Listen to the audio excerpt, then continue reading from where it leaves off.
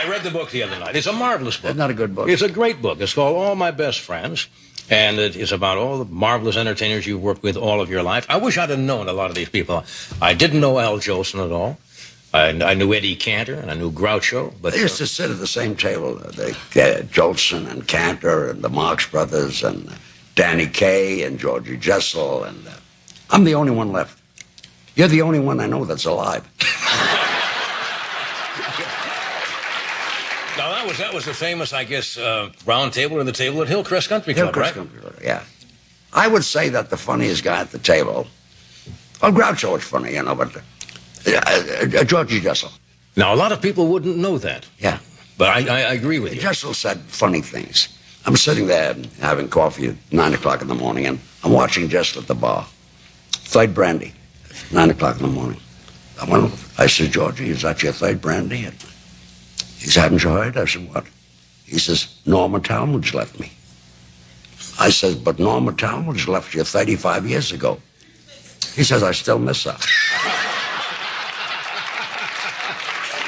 Let's talk about Al Jolson a little bit. Okay. Now, you say in his book you thought he probably was the greatest entertainer, and Jolson was not letting you know he was the world's greatest entertainer. Well, he was. He was Yeah. the greatest. Wasn't the greatest talent. Yeah. But the greatest entertainer. Look, that was Jolson, Jewish boy. Father was a Jewish cantor. And he used to blacken up and get down on one knee and sing, I got a mammy in Alabama, and made the people cry. You know, you got to be great to do that. Didn't Jessel once say about Jolson, I saw it when Jessel did his stage show once, he said, Jolson never got any further south than Baltimore. He said he had a bad plate of chitlins, threw up, and went back to New York. I think Jessel said that. Maybe not like that, but he said that. I'll tell you a story about Jolson. During World War I, they have a benefit performance at Ned Wayburn's Theater in Columbus Circle. And on the show was Sam Bernard, Louis Mann, George M. Cohan, and William Collier did. And George M. Cohan sang Over There for the first time. And then Caruso came out and sang Pagliacci. And then out came Jolson. What do you think he said? You ain't heard nothing yet. Is that where that started? You ain't heard nothing. And he was a riot. I mean, there was nobody like Jolson. Is it true Jolson would be working and he would see somebody or hear a line that he liked in somebody else's act? He'd take it. He would take it, and then some of his people would go to the guy and say, Mr. Jolson, that's Mr. Jolson's line? Yeah. Take it out of your act? Also, Jolson, when you were on the stage on the same show with Jolson had the water running. He didn't want to hear you get laughs. You're kidding. Oh, yeah. We were in Denver, Gracie and I. We were a little man and woman night. We were on number 3. And Bombo was playing in Denver. And we got 2 tickets, ran over, never took off our makeup, got to the theater around 10 minutes after 9, no Jolson. 9:30, no Jolson. 9:45, no. Finally, the audience is applauding Jolson. Jolson came out with snow all over. It was snowing in Denver. He said, I'm sorry, I was at somebody's house for dinner. I got carried away. He says, do you mind if I put on my makeup right here? And he stripped from here up, put on his makeup, told a few jokes, and Jolson was a great comedian, great light comedian, but people didn't appreciate that because his singing was so great. Right. And Bombo went on. Bombo was on for 10 minutes when he said to the audience, do you know that story? The horse wins the race, the fella gets the girl. You want that? You want me to entertain you? I said, entertain us. He brought out the cast. He said, you girls got dates? 3 or 4 had dates. He said, go ahead. The rest sit down on the floor. He entertained the audience from 10 o'clock that night till 1 in the morning. And then he said, I'm going to take off my makeup, and I'm going next door. In the restaurant, there's a piano. Right. I'll meet you and then I'll sing you a few songs. Everybody got it. You know, nobody could do that. I wish I'd have seen him. Oh. That must have been sensational. Great. What other kind of similar sort of silly acts did you do? Well, I did a skating act with a fella. We called the act Brown and Williams, singers, dancers, and roller skaters. Anyway, we did this act, Brown and Williams, and we split the act up. And I went to work with another fellow, and he went to work with somebody else. And so now you had Brown and Williams and Brown doing the same act. And then we all split up again, and we always did the same act. And you had Brown and Williams and Brown, Brown and Brown, and Williams and Williams. Then you had Brown and Williams and Brown, Brown and Brown, Williams and Williams, the Brown brothers and the Williams boys. And we had one fella in the neighborhood, his name was Jaime Goldberg. and he moved. He was afraid to live in a Gentile neighborhood.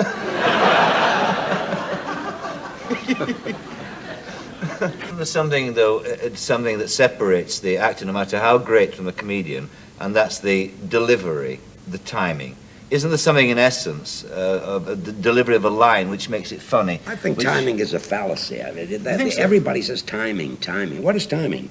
Timing is if you've got bad ears, it's bad timing. The timing is this: you tell a joke, and if they laugh, you don't say anything. And when they're through laughing, you talk again. That's timing. Now, if you're going to talk while they're laughing, it's bad timing. Durante, great act? Great. Why? Because What do you have? Well, religion. They loved him.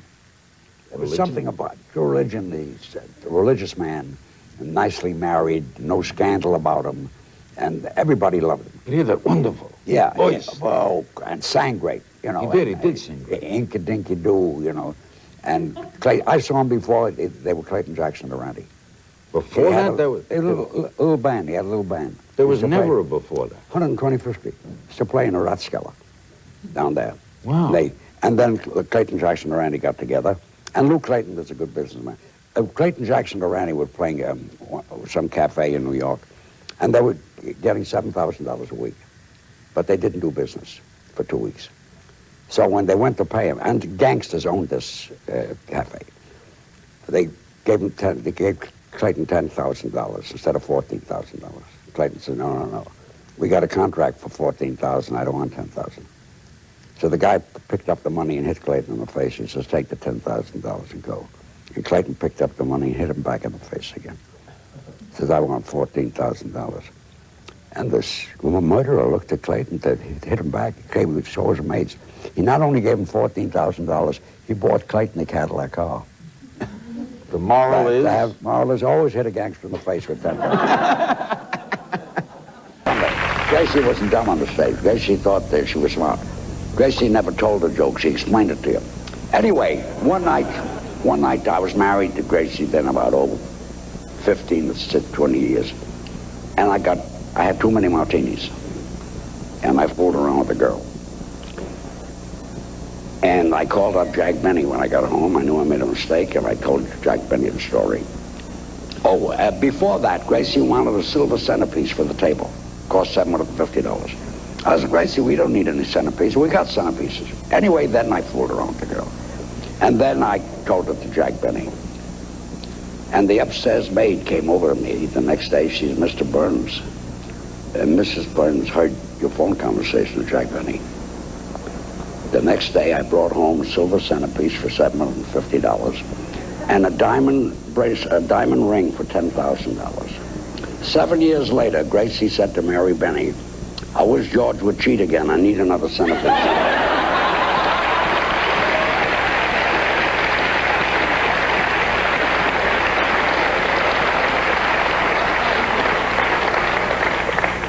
I just saw Oh God 1 and Oh God 2 this week, and I just wondered, by playing God, even though it was a script, did you feel any different? Did you feel any holier? Do you feel that your message came across? You try to believe the words. If the script is good, you're good. If you get a good script and a good director and the words are good, you're good. You know, if you get a bad script, and if you take it, you're no good. And I'm God, I don't know. I know when I die, I'm taking my music with me. In case there's vaudeville up there, I want to start all over again. Mr. Burns, do you have any plans for any upcoming movies in the near future? Well, they want me to, we're talking next week, they're coming over to the office. They want me to do Oh God 4. Well, I'll do it.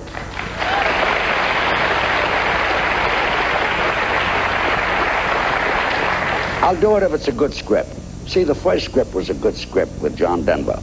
John Denver is a very nice man. If God really came down and wanted a nice man, he'd pick John Denver. Then the second script, Oh God, was a little girl. I don't think God would come down for that little girl.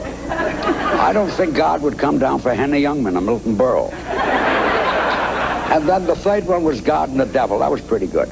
And they're coming over next week in my office. They're going to read the script for me. I want this to be different, if we make it different, like God takes a holiday and comes down. Something like that. Hi, Mr. Burns. Yeah, hello. I'm so glad the world has you. You're wonderful. You're a gift. Thank you.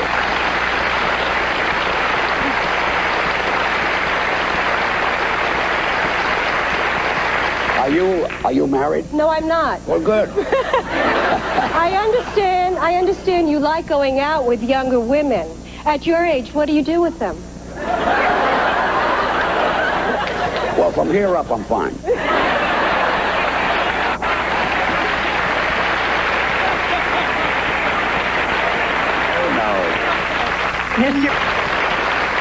What's your most favorite joke? Okay, I'll tell you my favorite joke. But it's not a joke, it's a true story. There was a great actor, his name was Wilton LaCoy. It was like George, the Barrymores. And he did a Broadway show every summer. And every winter. And in the summer he'd play vaudeville. And he was playing Keats Theater in Cincinnati. And on the bill was a little act with Davis and Darnell, a little dancing act. And after rehearsal Monday morning, they went into the bar to get a drink, and there was Wilton LaCoy. And they walked up to Mr. LaCoy and said, Mr. LaCoy, we can't tell you how excited we are to be on the same bill with you. He said, thank you, boys. And one boy said, Davis said, we deem it an honor if we could buy you a drink. And he said, no. He says, I'd rather drink alone. I just got a wire saying I lost my mother. And Davis said, we know just the way you feel. Our trunk is missing.